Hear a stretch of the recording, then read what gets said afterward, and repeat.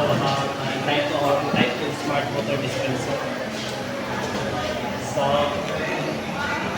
what is your question? What is your research all about? This research is all about water dispensers smart water dispensers that providing capable of providing change. And also it is mas kuha na siya mas ikumpara na mo sa pagkaraan ng water dispenser mas nito na siya gamiton para ako kayo kaya na siya different kind of points like ISO, INCO, GIS, and Vitic or kaya siya mas ano siya gamiton kay mas panalitan ang dispenser ng gamay kayo ng tubig muhalar po mubaser siya gamay na ang tubig dahil ang panagin niya is lagi wala ka rin is automatic mo siya nga mo sales and notifications na kaya para makareport ko smart home. So what are the biggest challenges you face in your research project? So, I know kung mga biggest challenges na mga is ang mga zero na kami is number one is financial problem bili ko ka makahimo og project na wala kay kwarta mas kinahanglan ko siya og kwarta and then mas lisod ko siya kay individual mo siya na wala kay laing makatakutan I know ko mga challenges niya plus daghan na kayo mga something na wala na ko ma-accept mo ko na kayo kung grabe gahapon bako nag-expect na Can you share an example of how your organization has implemented a new technology and instrument? So, makaingon ko na siya improvise na new technology na sinasiyatan. Katong traan niya ako sa dispenser, hindi pa na siya sa connection niya. Mas action ka siya gamiton dahil action na siya gamiton kay kinala ka magkasisi sa wala kayo ng tubig. Ang isimpan na niya ay mas convenient sa gamiton sa mga sa tag-iya o sa mga students sa gamiton. In your opinion, what is the most significant impact of your research on society today?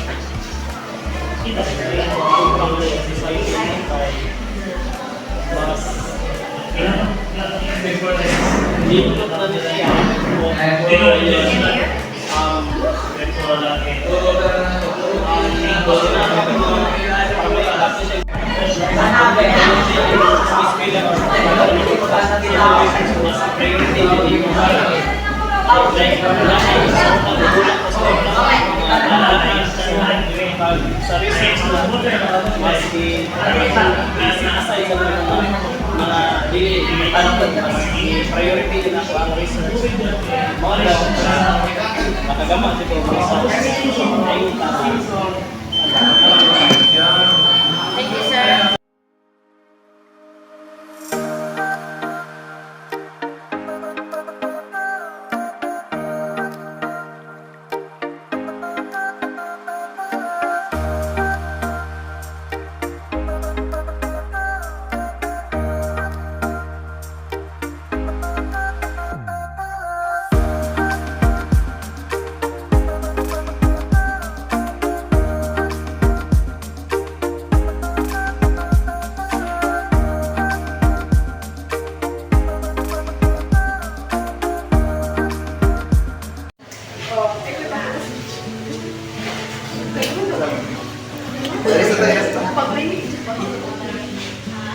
So what is your research all about? Our research is all about automated operating system. It is made for to very convenient. Kasi na siya pagtarik sa mga sa ilong, sa events, o pag-apply sa cover. What are the biggest challenges you face in your research? biggest challenges we face in our projects is time management,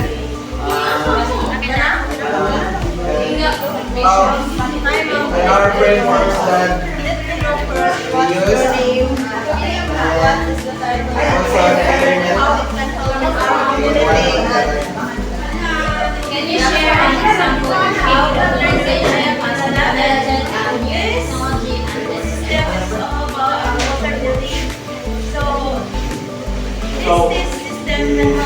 In your organizations, organization that implemented this type of systems are the loan agency. So, ang loan agency mo ito, sila ka namin nagkaroon na nagamit sa mobile pa. Example, kaya ito, famous na pati mo nag-next sa list ng gatala. Kanang loan companies pa nga makahatag na sila through online transaction ka na. Hindi na mag-manual ba, hindi na magpapasulat. Wala na itawag ang ato na by just clicking here, your phone, na lahat na naka-information, maka-loan ka nila. In your opinion, what is the most significant impact of your research on society today?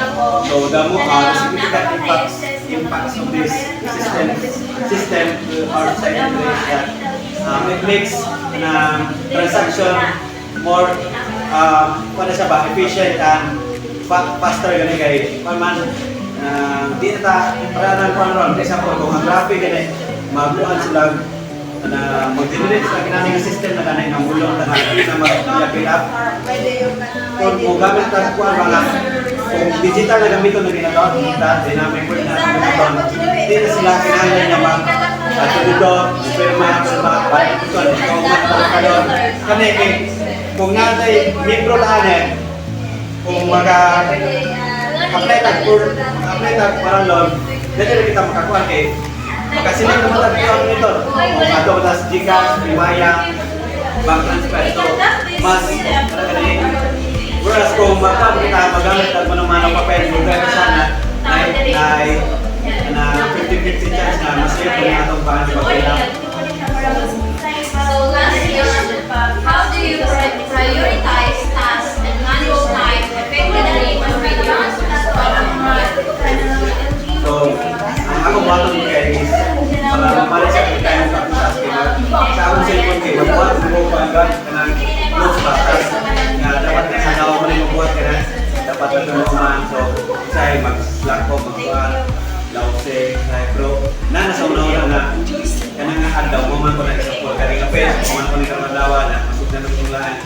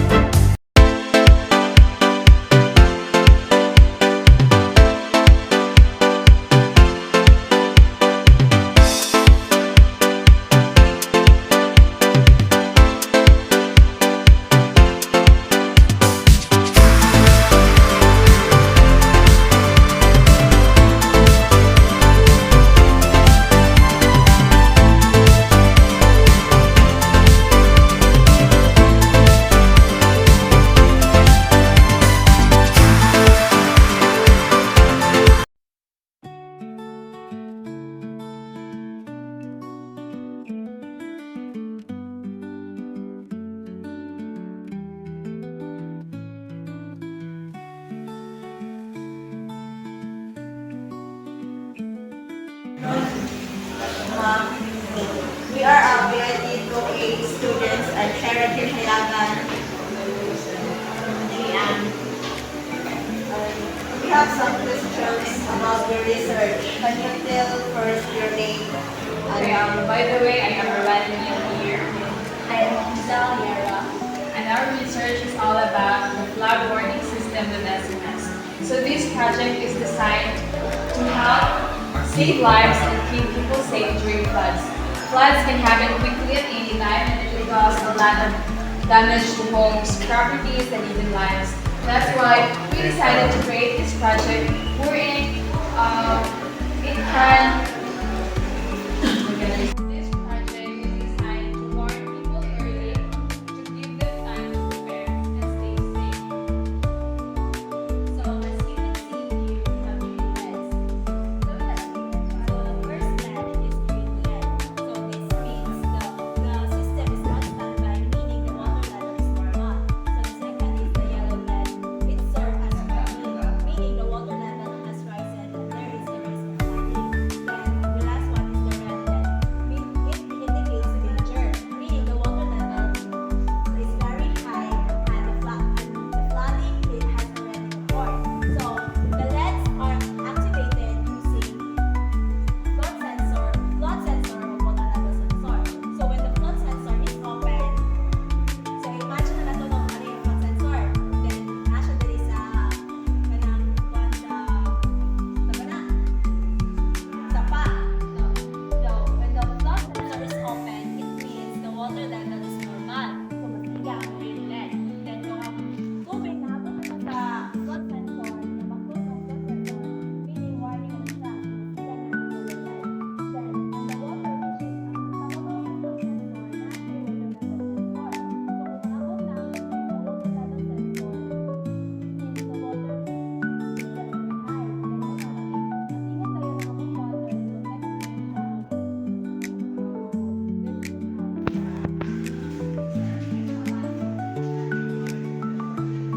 So, open pa man to, no? So, meaning, ang water level is normal pa. So, as you can see, ang green LED ang kasiga. So, panalitan, ang water level kay medyo nisaka na siya, ma-close ang flood sensor. So, warning na, so nisiga ang ato ang yellow LED. And then, if ang water level is nisaka pag yun, and then naabot na yun siya aning water level sensor, nisiga na ang red LED, and then, nitingog ato ang buzzer. And then, mo send po na siya og SMS sa atong cellphones, just like this. Kaso for now, ang ato ang GSM module kay nagdugunon man, so dili sa na mapakita ang text message. Pero muna siya ang iyang flow. So that's how it works. So, what are the biggest challenges you face in your research project? So, sa pag-forma pa lang ang ani, challenge na siya. Sa pagbangita sa code, challenge na po siya. Pero, ang pinaka-nalisod yun may is, dili sa akong GSM module is, segmentation, need code, segmentation, need to handle para ang isang GSM module maka-text o SMS na ako ang cellphone. in your opinion, what is the most significant impact of your research on the society? Ang pinakamatabang niya sa society is that makatabang siya nga ang mga tao kay sila ma-warn early and then makaprepare po sila early since diri palantaan, sa warning palantaan, makaingon na kasi yung pagaling nga hala na ipapadulong nga baha. So ikaw, mangandam na kag mga pagkaon, mangandam na kag mga butang, mangandam na kasi mong balay, na para dili madaot sa malabot nga baha. So masave mo yung properties, masave mo po mo yung life. So, last question.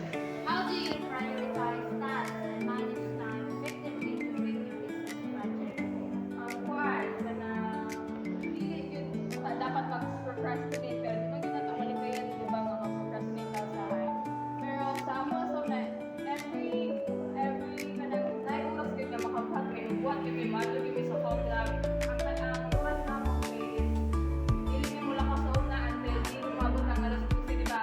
Sa inyong ang major term kaya ang oras kita 8 to 12. So amo dyan ang bugton ang oras sa una nga nara gyud sa home lab and then gawas mi ipupot na gyud ko sa dito.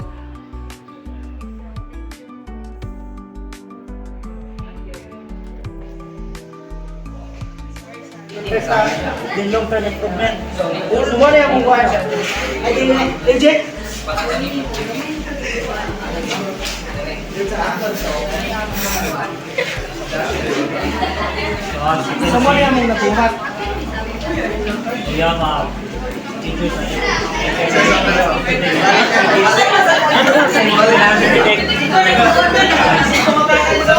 Sine, like, sige, sige. Paano ni siya? Rural? Ay, rural. Paano ni siya? Mga city. Example kay July ka.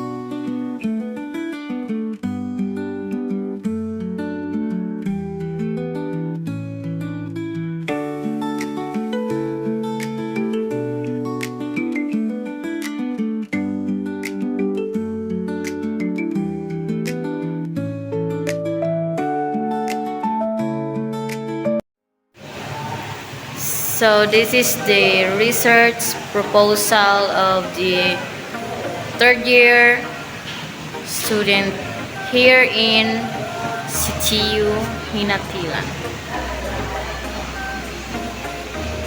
Good afternoon, Miss. Please introduce yourself and tell me what is your research. Good afternoon. My name is Vanessa. So our research topic is about water liquefaction system. First time we heard. So since water liquefaction it here so water is higher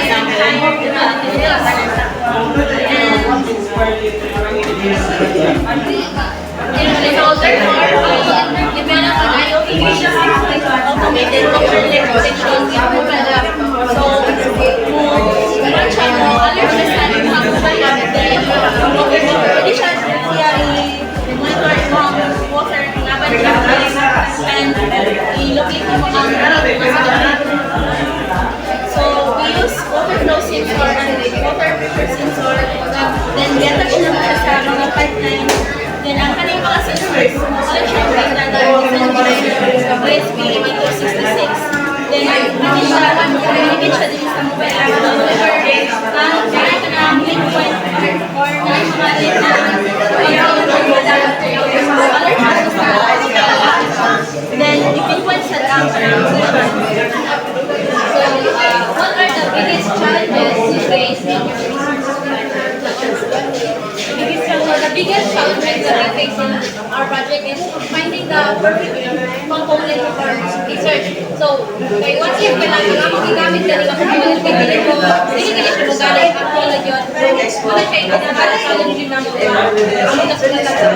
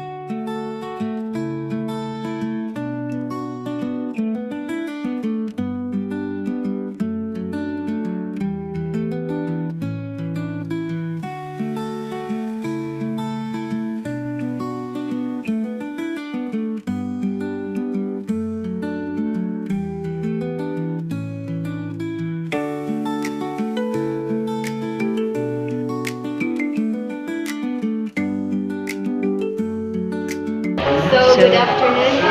Can you tell me your name first and tell me about your project? So, my name is Elgin Nagaso. And my name is Noli Sola. So, based on project which is Air quality index prediction system for buildings So, in urban areas. we come up with this project because sa panahon na to rong god kaya climate change dito gabi na.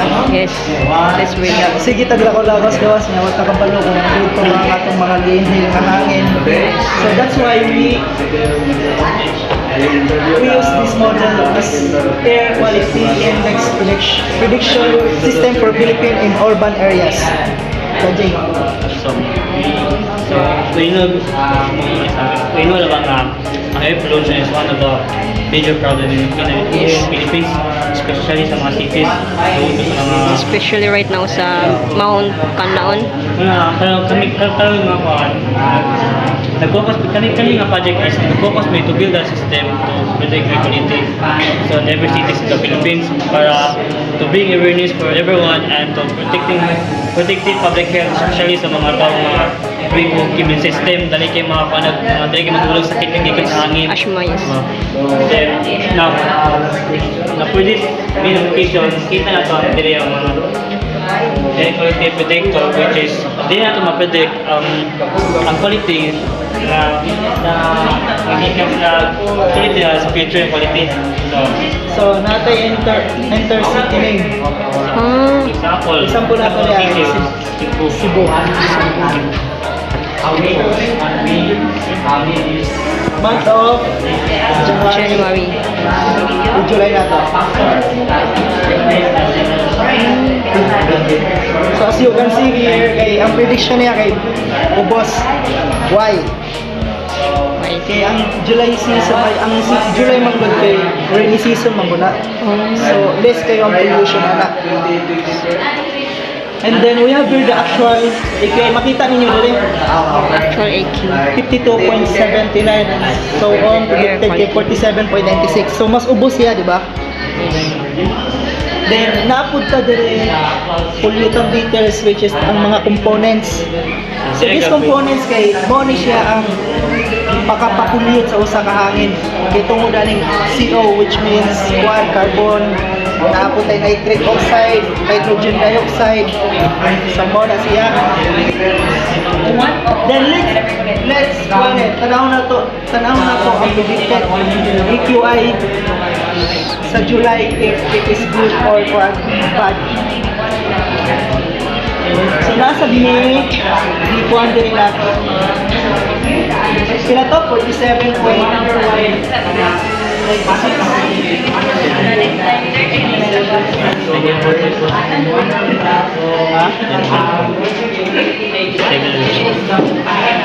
So ang 47.96 is good rally siya. So we can do outdoor activities kay good naman ang atong air quality. Then what if ang atong air quality inaabot og 300?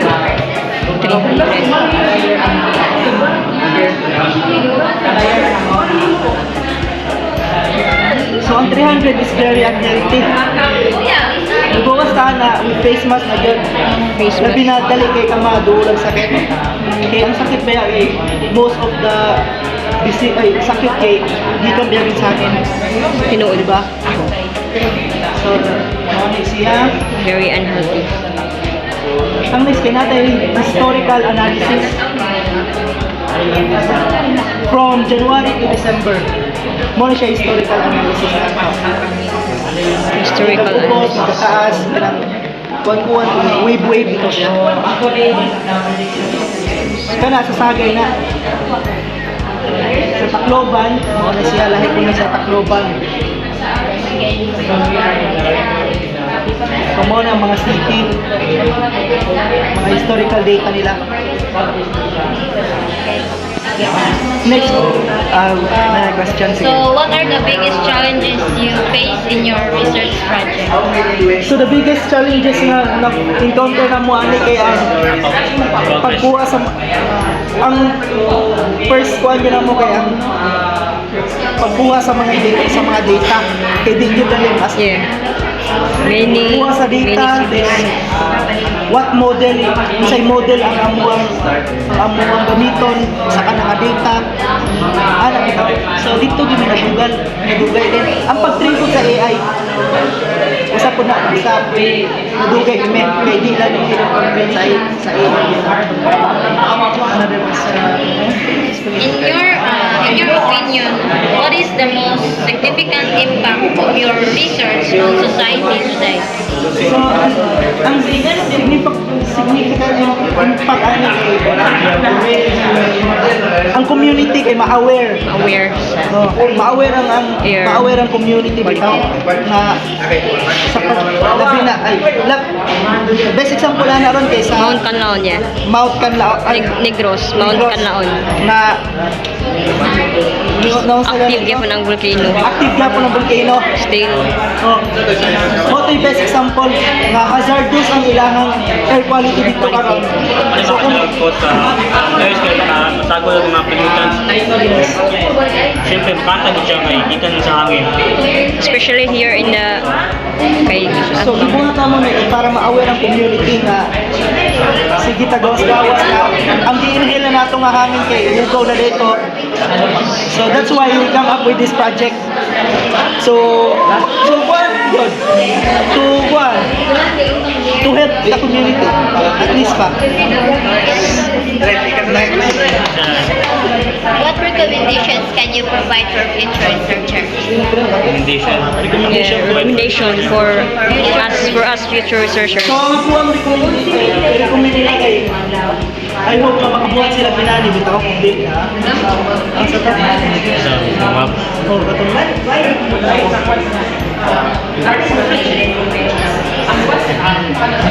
Kani ba? Na future researcher dili ra Pilipinas ang atong Not just in Philippines, whole world. Pareha ni bitaw best example din siya. Na makita nimo unhealthy na ana bitaw from Asia to America. So that's all. So that would be all. Salamat. So that would be all, sir. Thank you so much for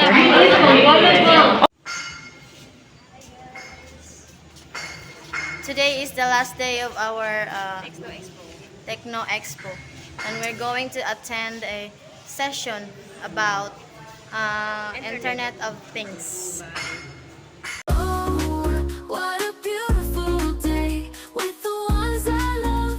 I'll always stay living my best life. Come what may, together we shine in every way.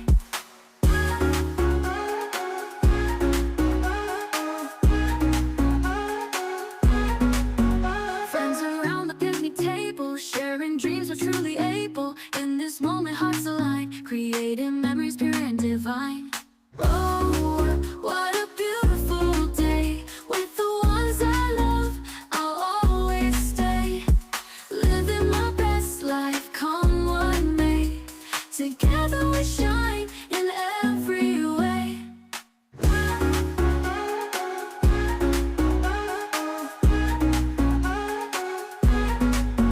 For the laughter and the tears, we'll treasure this through all the years. Oh, what